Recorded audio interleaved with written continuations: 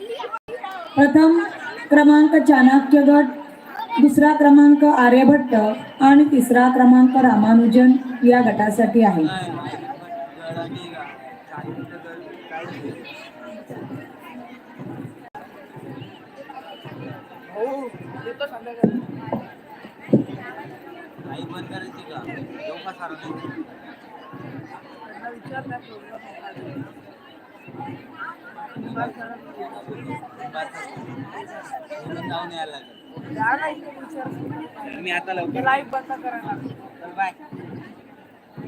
यानंतर 5वी 7वीच्या मुलांनी स्टेजवर यावे.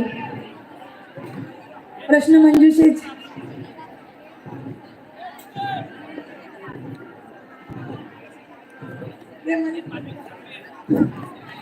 आता प्रश्नमंजुषा इयत्ता 8वी ते 10वी या विद्यार्थ्यांमध्ये खेळ केले.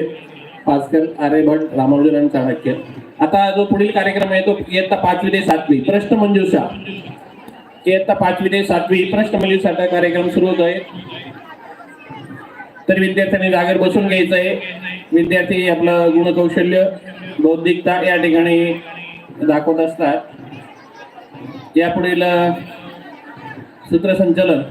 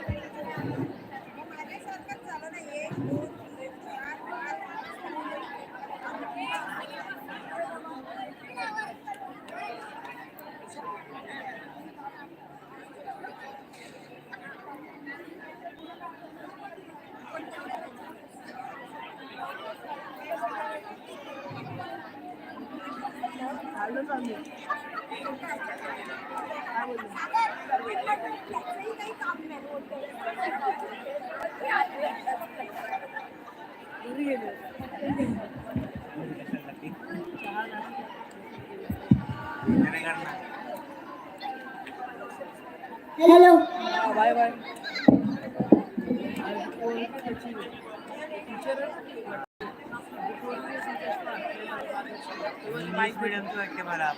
काय नाही इकडची वरची मुलगी म्हटल्यावर काहीतरी सीन असेलच. हॅलो हा हॅलो बोला, काय बोलता?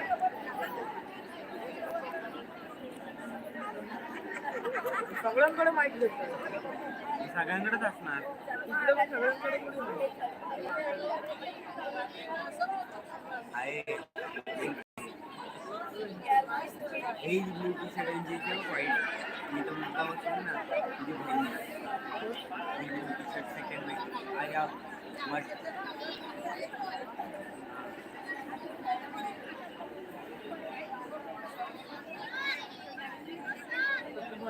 काय तरी थोडीशी जरी चुकी केली असेल.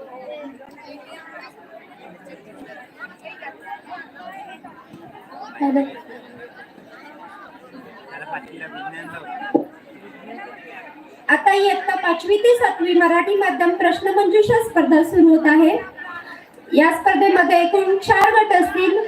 पहिला गट पास्कल, दुसरा आर्यभट्ट, तिसरा रामानुजन आणि चौथा चाणक्य. आपण एकूण 3 फेऱ्या घेणार आहोत. पहिल्या फेरीत 3 उपफेऱ्या होतील. प्रत्येक गटाला 3 प्रश्न विचारले जातील आणि अचूक उत्तराला 2 गुण असतील. जर त्या प्रश्नाचं उत्तर आलं नाही तर पुढच्या गटाला त्याचे मार्क मिळणार नाहीत आणि त्याही गटाला मिळणार नाही. दुसऱ्या फेरीमध्ये सुद्धा 3 उपफेऱ्या असतील. प्रत्येक गटाला 3 प्रश्न विचारण्यात येतील आणि जर ज्या गटाला प्रश्न विचारलाय त्यांना उत्तर देता आलं नाही तर तो प्रश्न पुढच्या गटाकडे पास होईल आणि त्या गटाला त्याचे बोनस गुण मिळतील. आणि तिसऱ्या फेरीमध्ये आपण 1 मिनिट वेळ देणार आहोत. 1 मिनिटात जास्तीत जास्त प्रश्नांची उत्तरं तुम्हाला द्यायची आहेत. ओके,